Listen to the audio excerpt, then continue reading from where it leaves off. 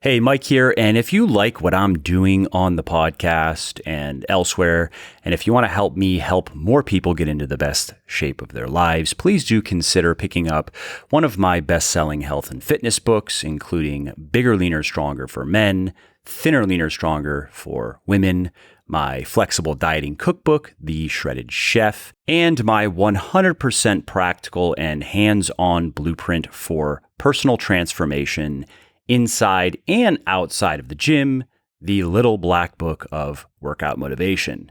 Now, these books have sold well over 1 million copies and have helped thousands of people build their best bodies ever.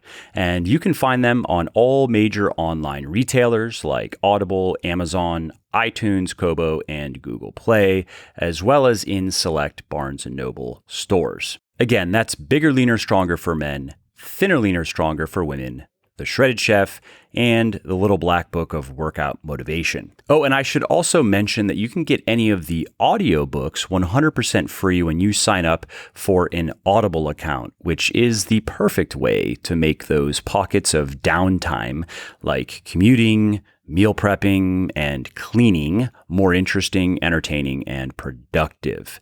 So if you want to take Audible up on that offer, and if you want to get one of my audiobooks for free, go to www.legionathletics.com/audible. That's LEGION athletics/AUDIBLE, and sign up for your account.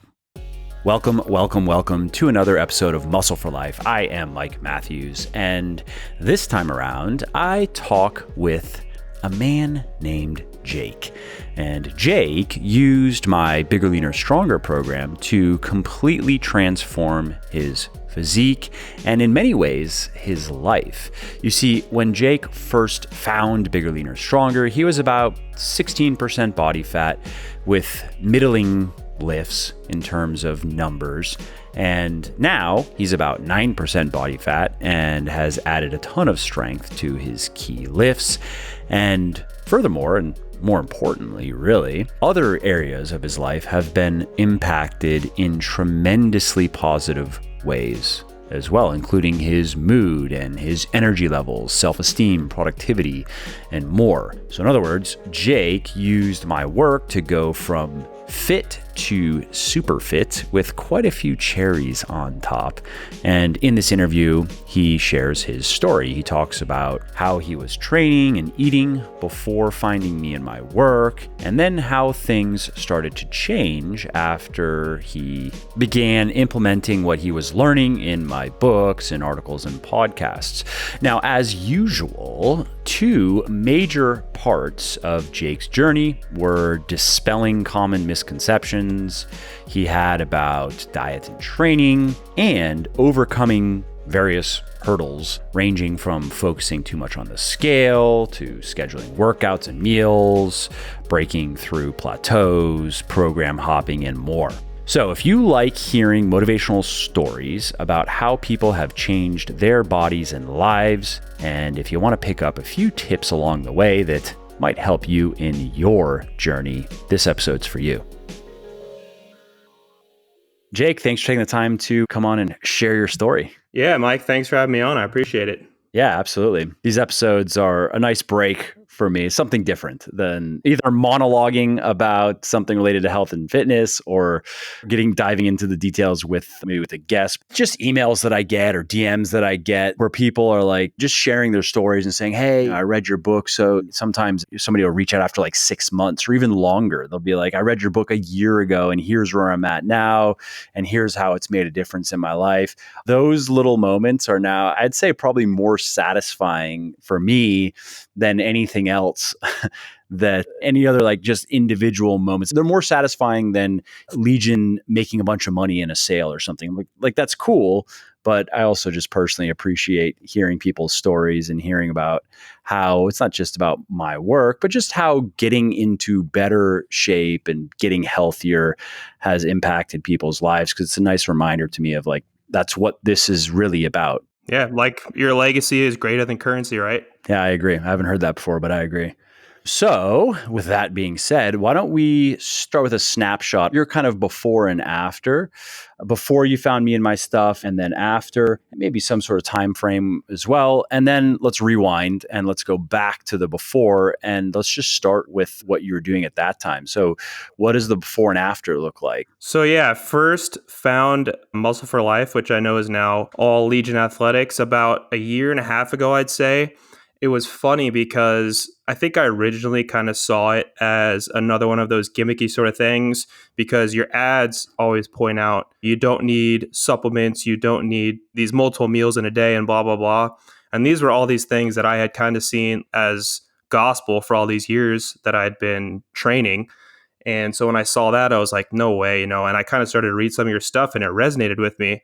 The part that resonated with me the most is that you had those pictures and the stories about how you used to do the same sort of things I did, the bro training sort of things, where, you'd hit chest and biceps really hard and you'd try to eat all this protein, not really having any knowledge of macronutrients. And like I said, that resonates with me because I'd been doing that sort of stuff ever since I was like 16 when I first got into weightlifting. I looked up to a lot of bodybuilders and it was something that I inspired to get better at, but I just had these ineffective training methods for so long that I thought were right. And I think I kind of blamed it on other circumstances, like my genetics was a common excuse. And I never really knew what it took until I started reading your blogs, which led me to reading Bigger, Leaner, Stronger. Yep. I mean, it's funny how many, it's particularly with guys who come on the show to do these types of interviews, how our stories are almost identical like 80% of the time. Now, of course, me sharing my story, you could say, yeah, obviously I'm self-selecting for people who are struggling with the same thing. So like, oh, that really resonates. But it really is just so common. There's so many guys out there who that's exactly where they're at right now. They've been doing what they've been reading in magazines. And now with the rise of social media in particular, maybe they're also seeing on Instagram or maybe seeing on YouTube. And they made a bit of progress and then they just stopped. How long did you feel stuck for where you were just kind of like going to the gym, doing your things? I remember myself where I was spinning my wheels. It didn't really bother me because I didn't have an idea that I could really get better. I didn't care. It wasn't that important to me, but it was years where I didn't gain any muscle to speak of or any strength to speak of. Of course, I enjoyed the health benefits of exercising and I still enjoyed working out, but I didn't have much to show for it in terms of body composition. Yeah. And the thing is, like, you can get in decent shape with a poorly constructed training program, but you just can't get into the really good shape that a lot of guys aspire to be in, like you talk about. And honestly, it was so long that I was stuck in that. I probably first started weightlifting when I was like 14, 15 ish, really did it a lot in high school. And it was one of those things where my story is a little bit different than a lot of guys who I know that work out now. Is just kind of like a continuance of that athletic sort of training they did in high school. Whereas I never really did athletics. I kind of did bodybuilding because I wasn't a very good athlete. And so I was like, well, I might as well have something to put my effort towards. And so I was trying to do bodybuilding. And up until I was about, I think when I discovered your stuff, I was about 21. And so like 5 years of that, any typical bro training routine, I tried burnouts and, I always had to have my perfect meals lined up. And I was scared that one of the biggest things that I'm glad I realized was that there's no such thing as the anabolic window is the myth and having to eat protein every so often, because it would just be like always on my mind. I was like, oh, I don't want to lose this muscle. I have to eat. And I don't know. I just all those bro science type things I practiced for way too long. Yep. I remember those days. I thought, not that I really looked into it, but I had heard from, other people in the gym how important it was and that you could literally lose muscle. Like if you hadn't eaten protein in 6 hours, you could start losing muscle. And then that just plays on your psychology and you swear you can feel yourself shrinking if it's like, you're at hour 5 and you haven't had protein. Although, ironically, coming kind of full circle, I wrote about this maybe a year or so ago. I think I might have recently updated the article, although it didn't really need much in the way of updates because the research still just stands and the conclusion still stands. But that Eating protein every few hours is almost certainly better for muscle gain if we're talking about the long term. If you look at like eating protein twice a day versus maybe 5 times a day, 5 times a day spaced out, 5 smaller portions spaced out by a few hours is almost certainly better for muscle gain over time. Now, of course, we're talking about marginally better. It's not like night and day, but we have to also consider, though, as natural weightlifters, we care about the marginal improvements because that's all we get. Yeah, exactly. You know what I mean? At a certain point, once you start practicing the scientifically proven ways to be effective, you get to this point and you're like, all right, now I've gotten very good at the basics and I've got a very good body, but what am I going to do to improve at this point? And that's where that sort of stuff comes in. Yeah, totally. So we weren't entirely wrong in wanting to eat protein every few hours, but it was for the wrong reason. It was just the cart before the horse. Yeah, I was thinking that, if we don't, we're going to lose muscle. And that's certainly not the case. How did things look then in terms of like how much did you weigh before you found your way, I guess, first to Muscle for Life? What was your body fat percentage? What were your lifts like? Yeah, so I kind of fell into the thinking of so I did have a cut and bulk cycle, but it was pretty typical of someone in my situation where I was gaining way too much fat when I was bulking and I wasn't able to lose enough when I was cutting. And so I was also of the mindset of like just weight on the scale was everything. And so when I was bulking, I would sometimes get up to like 200 pounds and I thought that was good. I was gaining muscle, obviously not knowing that it was more so fat. And that's at like 6 foot tall. So that's a decent amount of fat at that point. And then I would cut down to maybe like 185 or so. Always had the goal of like cutting down to, get shredded, get abs or whatever, but was never able to accomplish that just because of not ever tracking calories or anything like that. And just being of the clean eating mindset. How did you cut? You just try to avoid carbs and other bad foods? Yeah, exactly. It was basically like try not to eat carbs essentially. And the funny thing is I could have easily been eating more calories because when you're not eating carbs, you're eating more high fat foods, which I now realize the macronutrient balance of carbs and proteins having 4 calories per gram as opposed to fats having 9. All that information was just not even on my radar back then. So it was like, okay, I think carbs are bad. I'm going to eat less carbs to cut. And, when I was bulking, it was just like eat a lot of food, clean if possible, but also just a lot if clean isn't available. Right. And cardio, of course, when you're cutting. Yeah, just like the hours of steady state, stuff like that. And then also doing the typical low reps when cutting and then high like 10 to 15, low reps when bulking and high like 10 to 15 when cutting, which I also found later to be very counterintuitive. It's interesting, actually. If you're cutting, you can take a very minimalist approach. Like I think of Lyle McDonald. I mean, years ago, I came across him talking about cutting and how really our goal is just to maintain muscle when we're cutting. Unless you're new, then sure, you can gain some muscle while you're cutting. But if you have at least a year of decent weightlifting under your belt, you're not going to gain anything to speak of while you're cutting. And so you might as well just do like a push-pull legs 3 days a week and lift some heavy weights. The rep range, what does it really matter? Because you're not going to gain any muscle anyway, but sure. Like anywhere from, I don't know, if you feel like doing some heavier stuff, sure, do some 4 to 6 or 5 to 7. Or if you want to give your joints a break, for maybe do some 8 to 10 or 10 to 12. But again, very loosey-goosey about it, which is not the wrong attitude. It really, if you were looking at it in terms of bottom line results, because again, if you've already gained a fair amount of muscle and you just want to strip away fat, it doesn't take much training volume. It doesn't take much stimulus to maintain the muscle you have. Now, if you just enjoy pushing yourself and doing really hard, grueling workouts, and if you want to burn a bit more energy that way, then I guess you can try to push it when you're cutting, but your recovery is impaired, so you're going to be limited anyway. I would say when cutting, this kind of makes me think of this new second edition of Beyond Bigger, Leaner, Stronger that I'm working on. So by the time this podcast goes live, I'll have officially released the new third edition of Bigger, Leaner, Stronger. And now my new project is the second edition of Beyond Bigger, Leaner, Stronger. And the program that's there now, I'm going to change a bit. But there's going to be a cutting program and a lean bulking program. And the cutting program is probably honestly going to look a lot like Bigger, Leaner, Stronger. Because even for an intermediate weightlifter, even somebody who is maybe phasing into the advanced level, again, you can't train as hard. If you're training the same way when you're cutting as when you're lean bulking, you're not training hard enough when you're lean bulking, period.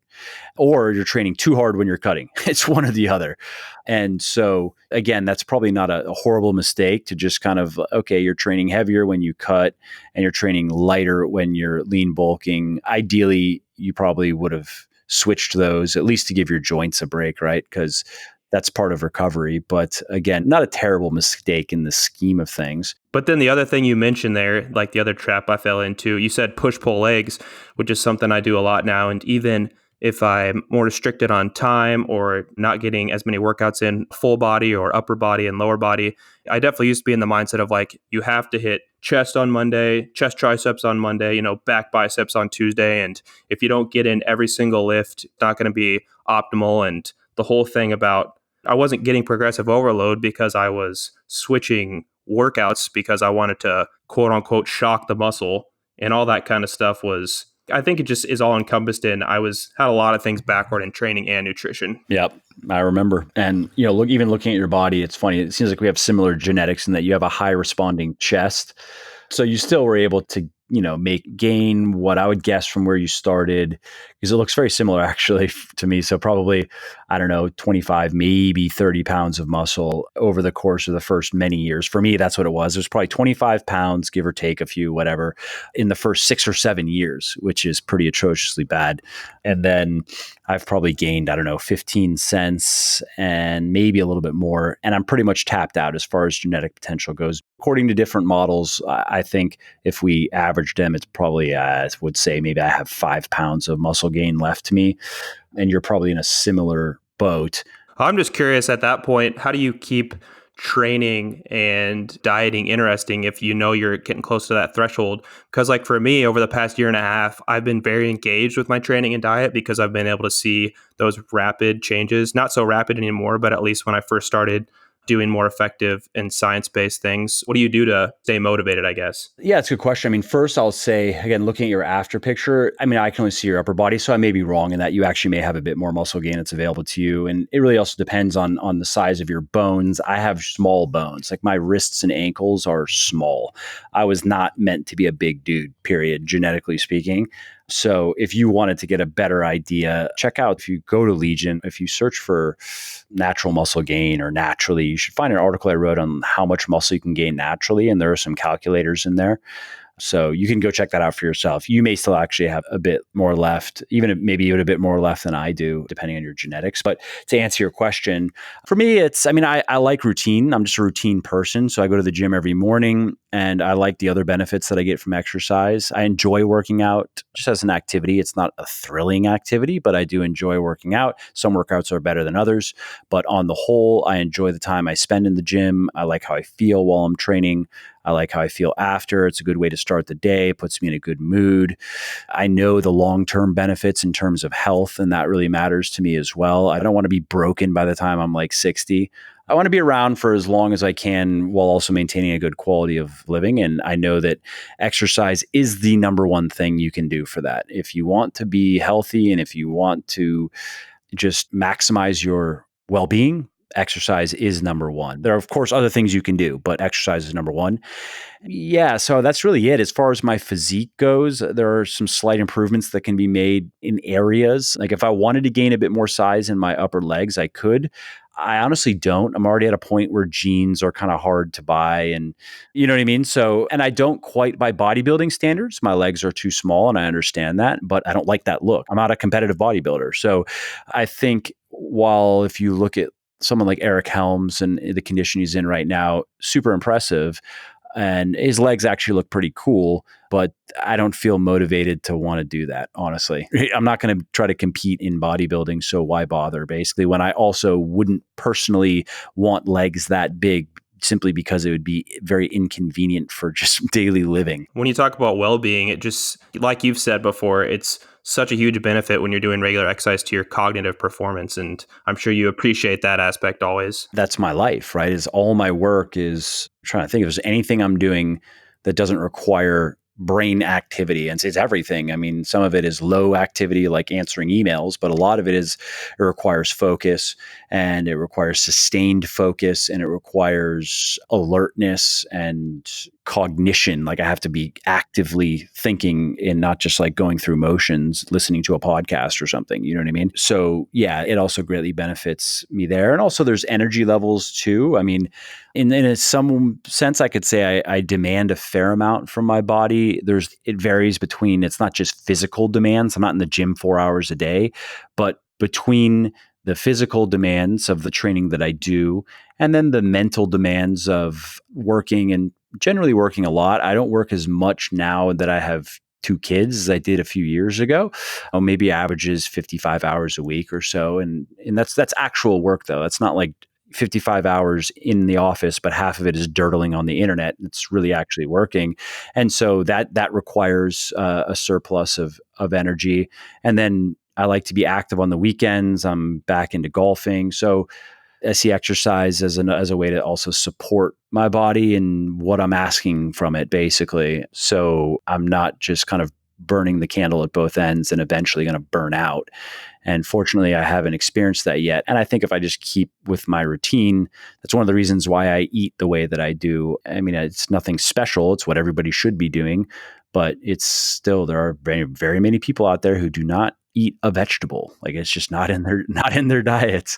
And so, yeah, I mean, I guess that's probably my best answer as to why. Secondary to all that is it's part of my job at this point, right? So I have to keep training. I have to maintain a certain level of fitness to be credible as an authority, as an expert. And then there's vanity as well. I guess we can't forget that. I still want to look a certain way and I still want to see in the mirror and I like it. And I would not be happy if I saw something that didn't look good to me at all. Yeah, I think it's funny how some people see that negatively. It's like it just feels good to look good to a certain point. It's not good to obsess over it, but to a certain point, you just have a higher self-esteem and a higher self-worth. Of course, it's natural. Anybody that would try to talk against that simply doesn't like how they look. And either they've been in shape and now they're not, or they've never been in shape, or they're just butthurt about the fact that they are out of shape and other people are in shape. Hey, quickly, before we carry on, if you are liking my podcast, would you please help spread the word about it? Because no amount of marketing or advertising gimmicks can match the power of word of mouth. So if you are enjoying this episode and you think of someone else who might enjoy it as well, please do tell them about it. It really helps me. And if you are going to post about it on social media, definitely tag me so I can say thank you. You can find me on Instagram at Muscle for Life Fitness, Twitter at Muscle for Life, and Facebook at Muscle for Life Fitness. So where are you at now? What is your after like in terms of, so we fast forward, you find my stuff, you use what you've learned, and then what happened next? Well, that's what I really wanted to talk about because I think the most interesting change, like I've talked about before, is I just feel so much more confident now. And I think that seeing the changes that I can make in my body really made me realize that I can make changes in other areas of my life too. And so I was at a point before I found your stuff where I was getting close to graduating college and was studying business. And not that I didn't like it, but I didn't feel like it was truly my passion. And I'd always been really passionate about fitness. And so being able to really change my body and really start to get fit kind of gave me the confidence to, I'm now trying to enter into the personal training world and do that. But in addition to that, I've really kind of had a new lust for learning based on the things that you've written and talked about. And I just feel like my all around behaviors, just my mindset has totally changed from seeing my body change. That was kind of the catalyst for it. Yeah, it's pretty cool. And it's pretty cool that it's just such an easier, more effective way to change the inside, to change the subjective, is to just improve the outside, improve the objective. It is way easier. So whatever issues you were struggling with internally, right? Beliefs, attitudes, whatever, before you got into good shape, what you did is far easier than you could have done what you did, which is just like learn the fundamentals of energy balance, macronutrient balance, progressive overload, compound exercises, volume, frequency, go in the gym, do it. As far as an activity goes, it is horribly simple. Technically speaking, weightlifting is anything you can be good at in 2 or 3 months is not very hard, period. Right? So you learn to squat, you learn to deadlift, you learn to bench press. These are extremely simple in the scheme of things, in the scheme of athletic movements. very simple. All right, if you want to become a great Olympic lifter, it's a bit more difficult. But if you just want to like know how to squat well so you can have good legs, it's a very simple thing to learn. And it just requires some grit, determination. You just show up, do the work. It's just so simple.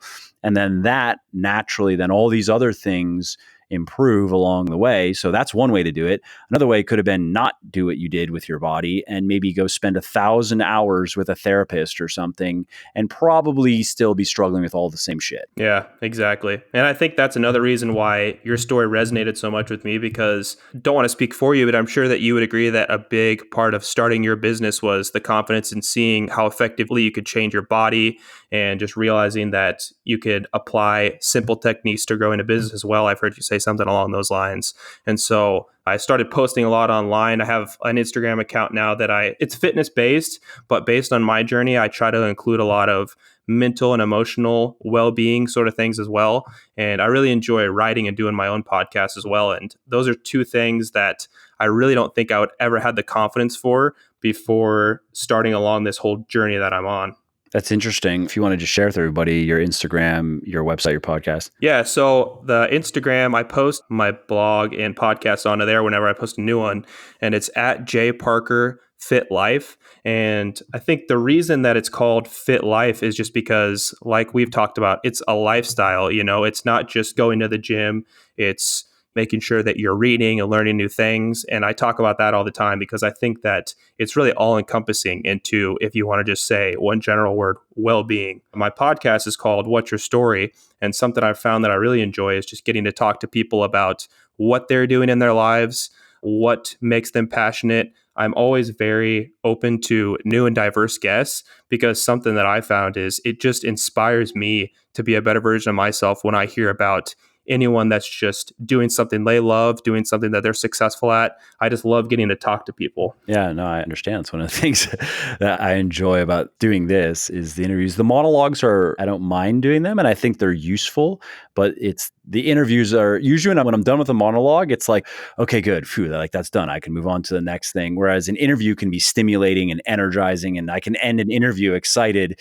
I rarely am ending a monologue excited, especially if it's a long one. I'm ending it like relieved, like, okay, that's finally done and I can go on to the next thing. And it's cool because you never know exactly what you're going to get out of an interview. Like one thing that changed a lot from my first episode of my podcast to now I'm on like 26 or 27 or so is like the first couple I did, I had all these questions written out and knew exactly what I wanted to talk about. And now when I do a podcast, I just have like one or two questions to kind of guide it. But I find that it's so easy if you really just are interested and show that, it's so easy to just talk and have a fun conversation with somebody. Yeah, I totally agree. And what's interesting about your story is it's not like you were completely out of shape before. I mean, if people could see your picture, I would say you were fit by normal standards. You know what I mean? It's not like you were extremely obese or extremely underweight. It's interesting to me that going from that to very fit, let's just say by normal standards, you went from like fit to super fit, that had big of an impact on your psychology. Yeah, I think that the reason it did is because I don't think I really emphasized at first, like I just want to emphasize like how big of a part of my life that bodybuilding was to me. I wouldn't say it was all I thought about, but it was like a huge part of my life. I was always thinking about ways to do it better. And when I say better, it's also kind of paradoxical because it was from all these inefficient sources and stuff like that. But I was hitting the weights as hard as I could and I was trying to learn more. And then it's like I said, what I found out from you, how these things are really simple, I said, you know what? It can also be simple to have a better outlook on life and change my attitude and all those sort of things. And it was just a really nice small effect, I suppose. That makes sense. That level of importance to you personally, then, of course, then what comes with that is a certain level of frustration that equals the importance, right? So for me, when I was in the same boat, it wasn't as important to me. That's why I wasn't as frustrated about it. And that's not I'm not saying that's good, bad, indifferent, whatever. It's just for me at that time, I was okay with how things were, but it was more a curiosity of, all right, if I'm going to put the time into this, how good could they be? Like I might as well, like I'm already here, I'm already doing the work. I might as well actually educate myself and see what I can do just for the hell of it. You know what I mean? Yeah, like it was always a thing. Like in high school, I know it would always frustrate my family and friends because I was of the mindset of like, we'd go on vacation. Oh, I don't want to eat ice cream. Like that's going to kill my gains and yada, yada, yada.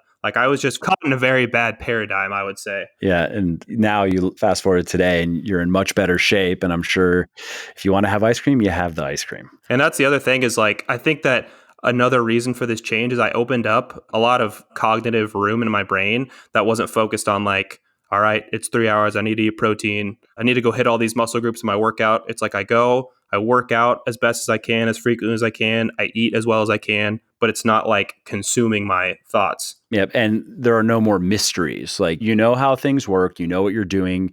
You also know that if you are not getting in as many workouts as you need to or should by whatever plan you're trying to follow, or if your meal planning, if that side of things is a little bit wonky for whatever reason, you also know that, like, okay, so for the next few weeks, things are going to be, just because of life circumstances, are going to be a bit random. And so you're also not going to be upset that you don't make any progress maybe in the next few weeks. You know what I mean? Because you just know, you're like, cool, I'm going to get in my workouts. I'm not going to lose anything.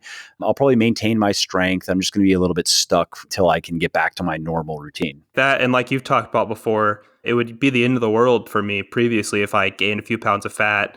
But now, just like you've said, that's 2, 3 weeks of dieting, maybe once when you can balance the calorie aspect, and it's not a huge deal. Totally. Yeah. I mean, I was just in Italy for a couple weeks, and actually, I'm not that big of a foodie. And I honestly, I think I lost weight when I was there, but I've had holidays in the past. I've had vacations in the past where I would intentionally just eat as much food as I could until I was just disgusted with myself. And in terms of numbers, yeah, I would come back maybe 2 pounds heavier, maybe three, but I would enjoy myself along the way. I guess also the thing for me in Italy was, while the food was good, there wasn't enough variety to make me want to just go all out. Like, I can only eat so much pasta, and I'm not going to eat breakfast. I'm not a very big breakfast person anyway. But as far as lunches and dinners, like, I can only eat so much pasta and fish and pizza. But there have been times like when I've been in Europe previously traveling around, or I find that there's more variety of delicious foods in Germany, France. And so it is nice to be able to just consciously be like, yeah, I'm going to overeat for the next 7 days and it's going to be fun and I'm going to gain a little bit of fat and I actually don't care at all. And then when I come back, I'm just going to drop my calories for a little bit, which is actually welcome when you've been kind of gorging or I guess when I say gorging, if I eat anywhere over 3,000 calories in a day, it feels like I'm gorging myself just because I've always had I would say normal appetite, not high, not low. But my point with all that is, yes, you get a peace of mind, right? When you understand how things work and you understand that there's no amount of damage you can cause in a week, let's say, that you can't reverse in another week. Just like you talked about, like that protein feeding, it sometimes felt like, oh, I can feel my muscles withering away and get me some food. Yeah, exactly. Where I think about what I said, actually, all right, fine. Maybe you can gain, if you really went at it, you can gain in a week more fat, you can lose in a week, but let's say a couple weeks. You'd have to work hard to gain so much fat that it would take a couple weeks to lose it. You can do it. But again, having worked now with and spoken to so many people over the years, we're talking about vacations and just kind of letting loose and having some drinks and eating food. Usually that's very common where people will say, yeah, I went to Mexico for 2 weeks, or I went here for 2 weeks or whatever. I enjoyed myself and I didn't force feed myself, but I didn't restrict myself. And like you said, I came back 1.5 pounds heavier and I dropped my calories for a week. And now I'm right back to my normal weight. And that was fun. I'm looking forward to the next one, Yeah, that's what I was just going to say too, is like I enjoy myself so much more at a family gathering or on a vacation or whatever, because I am not just beating myself up about what I'm eating. Totally. Social events. And that's, again, something that gets brought up often when I'm talking to people who are newer, obviously, in this whole journey. Like, they're in the beginning phase they have a lot of false ideas and they've been taught a lot of wrong things. And so social events are a common, almost anxiety for people who are concerned about, it's usually has to do with eating specific foods. Like, they think that, if they eat sugar, they just get fatter, period. Or if they eat the white carbs, they just get fatter, period. Or if they eat any food that raises insulin levels. And so I understand then it just reduces, again, their quality of living just goes down a bit because of that. So it's very liberating to know that so long as you're getting the most important things mostly right most of the time, you're good to go. Just consistency. Yep, absolutely. So where do you go from here? What are your future plans? Well, I really aspire to hopefully be able to, I really love doing my blog and podcast, and I like to make that something that I do more for a living at some point, but I am very aware of the fact that stuff like that takes a long time. And so that's years down the road sort of vision. I just want to, just like getting a healthy body, I just want to be consistent with it. I have a schedule where I try to post every week because I know that I'm the type of person where I have to be held accountable by some sort of deadline. So those are two things I really love to do. I'm also studying right now to become a personal trainer here in Omaha. And so those are the things on the agenda right now as far as my personal goals and then career goals. Cool. But I also love to read, and I always am trying to learn new things. And I think that that's part of the all encompassing well being, just getting to learn new things. And from that point, I think that my life goals are always changing.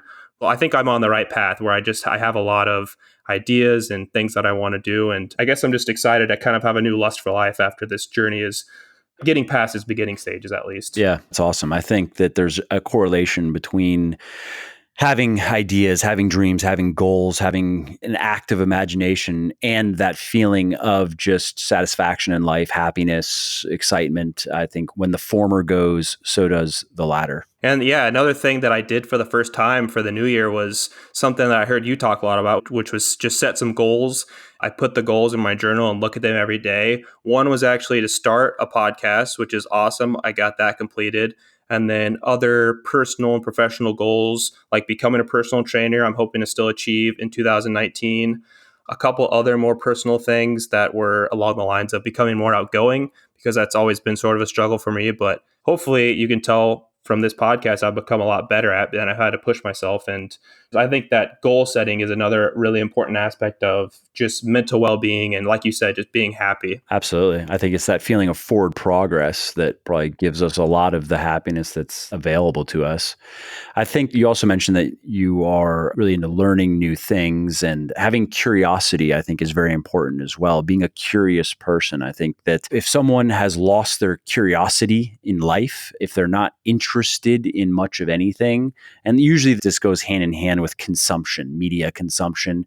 So I think the more people watch TV, watch Netflix, watch porn, just consume images and audio, and the less interested they are in creating anything, period, and the less interested they are in the world around them, and the less curious they are about the world around them. So cultivating curiosity and maintaining that, I think, is also a very important. It's just like one of those, if you want to call it a skill, I'd say meta skill that just improves every aspect of your life, because it's something that you can apply to any endeavor, whether it is goal oriented or whether it's purely just play and fun oriented, which I guess you could say, oh, the goal is to play and have fun. But you know what I'm saying? That's a bit different than having a hard goal, saying, I want to do this. And then you got to work at it. And sometimes it's not so fun. Sometimes it is, as opposed to something where it's like, all right, this activity is purely because I enjoy it and I find it revitalizing. What's your next thing to learn? Because I don't know if this was like a famous person or it's just something I've heard from a number of people is like, learn one new thing per year, and not like one new little factoid, but you're going to get into something. I think of, so I'm a member of a business organization called YPO, right? And there are a lot of successful, very successful, more successful than me, a lot of business people in this group. And there's one dude I'm thinking of, that's his thing. I've definitely heard it from him, but I've heard this elsewhere. Like he has one thing per year that he devotes he has time that he basically allots to it, right? So he's a busy dude, runs a big company, but he has time that he allots to his one thing per year. And so last year it was golf. And so he played a lot of golf, at least amount of, I think he had whatever his time was, right? So he put it all into golf, and then now it's triathlons, and then next year it's going to be something else. And I think I like that method because it allows you to really immerse yourself in something and make progress. If you just try to dabble in too many things and you don't make any progress, I personally don't find that very fun. But what things are you trying to learn right now? Yeah, it's funny that you say that. Just going back to your last comment, is I think that one of the things I never realized is that successful people, they're not any different from the rest of us. But I always felt like these people that you would see online or that had achieved a certain level of success or fame or whatever you want to call it were just built differently. But you were one of the people that helped me realize, it's just simple steps. It's not anything. It's not that people have this special gift. It's just doing these simple things. And one of the things, like I've heard you say that you're trying to learn German right now. And so yeah, like you said, I do try to emphasize learning new things all the time. One thing that I joined this year when I talked about my goal of becoming more outgoing is, have you heard of Toastmasters? Yeah, sure. Yeah, so I'm going through Toastmasters right now. That's great because you're going to improve your ability to communicate. That's also a meta skill that just improves every aspect of your Yeah, it life. helps a lot with my podcast. And then I would say, besides that, I'm doing really well with my goal of reading 2 books every month. And so actually, I'm on one that I'd seen you recommend before, which is Thinking Fast and Slow by Daniel Yeah, sure. Kahneman, however you say his last name. I really enjoyed The War of Art I read recently. I know that's another one that I've seen you talk about before. Have you read The One Thing? No, is that another Stephen Pressfield? No, no, that's Oh, I know what you're talking about now. I've read a fair amount in the self-development space to the point where I don't read much in it anymore because a lot of it is just rehashed stuff. And so I am also not one to recommend too many books in that space because I'm kind of a cynical, jaded reader.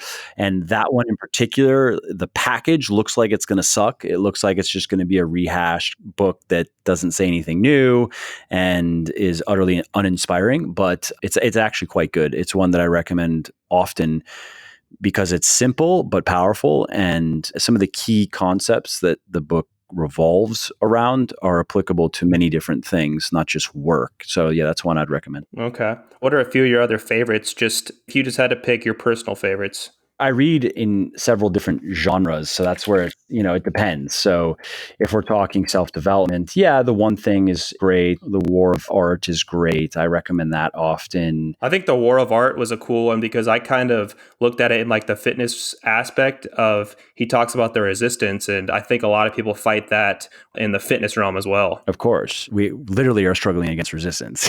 It's life in that sense is a metaphor for what we're doing in the gym, right?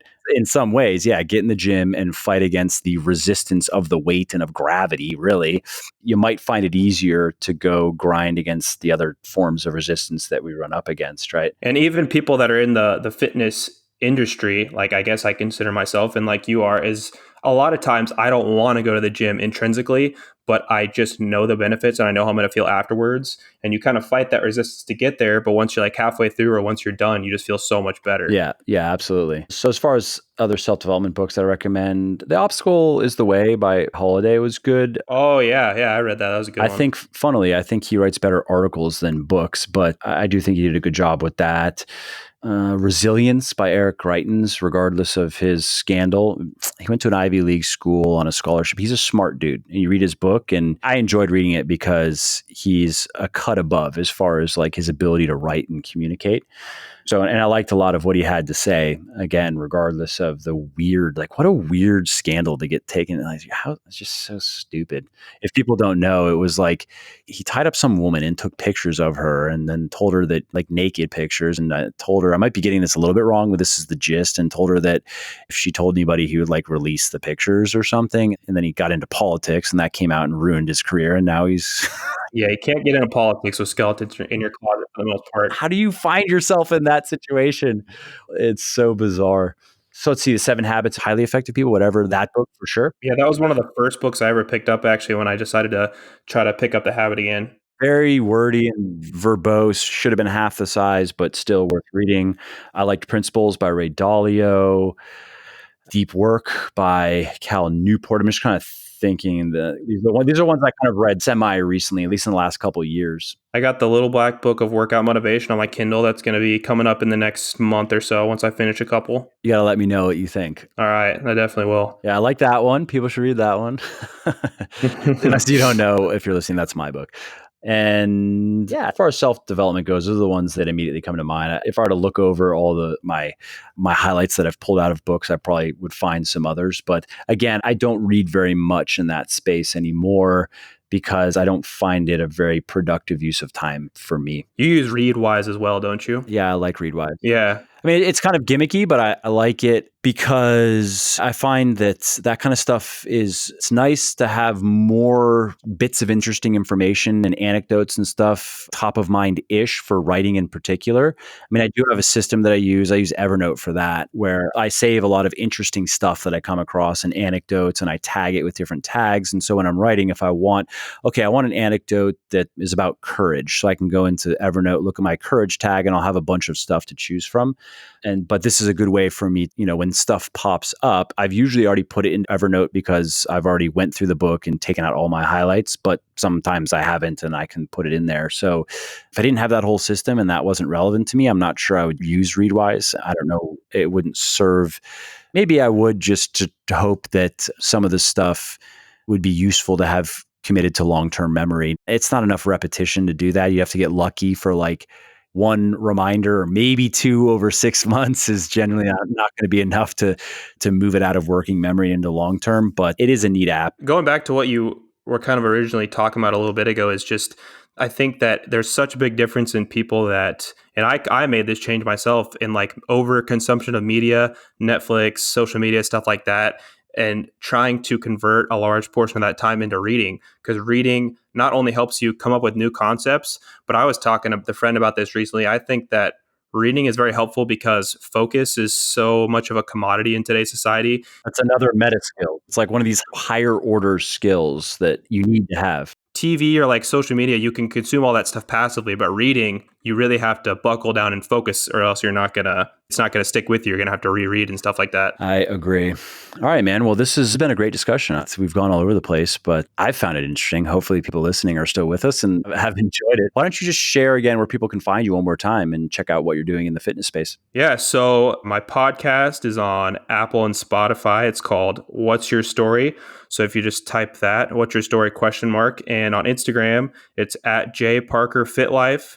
I'm on there just about every day, try to post every day. And my blog is jparkerfitlife.blog, just WordPress, where I try to post every week as well. Just trying to get after that consistency and start to hopefully impact some people's lives so they can make the sort of changes that I've made. Awesome, man. Well, again, thanks for taking the time. And two more books for people listening. Flow by Mihaly Csikszentmihalyi. I think I'm saying that right. I really liked that book and really agreed with a lot of his conclusions and recommendations. And then Meditations by Marcus Aurelius. I know it's cliched and everybody says it, but I stand by that recommendation. I do think it's a book that everybody can benefit from. Yeah, seeing inside the mind of someone that long ago, deals with the same struggles we deal with. Yeah, and just had an interesting way of looking at things too. So there we go. We can wrap up with that. All right. Well, thanks again. Absolutely. Hey, Mike here, and if you like what I'm doing on the podcast and elsewhere, and if you want to help me help more people get into the best shape of their lives, please do consider picking up one of my best-selling health and fitness books, including Bigger, Leaner, Stronger for Men, Thinner, Leaner, Stronger for Women, my flexible dieting cookbook, The Shredded Chef, and my 100% practical and hands-on blueprint for personal transformation inside and outside of the gym, The Little Black Book of Workout Motivation. Now, these books have sold well over 1 million copies and have helped thousands of people build their best bodies ever. And you can find them on all major online retailers like Audible, Amazon, iTunes, Kobo, and Google Play, as well as in select Barnes & Noble stores. Again, that's Bigger, Leaner, Stronger for Men, Thinner, Leaner, Stronger for Women, The Shredded Chef, and The Little Black Book of Workout Motivation. Oh, and I should also mention that you can get any of the audiobooks 100% free when you sign up for an Audible account, which is the perfect way to make those pockets of downtime, like commuting, meal prepping, and cleaning, more interesting, entertaining, and productive. So if you want to take Audible up on that offer, and if you want to get one of my audiobooks for free, go to www.legionathletics.com/audible. That's LEGION athletics/AUDIBLE, and sign up for your account.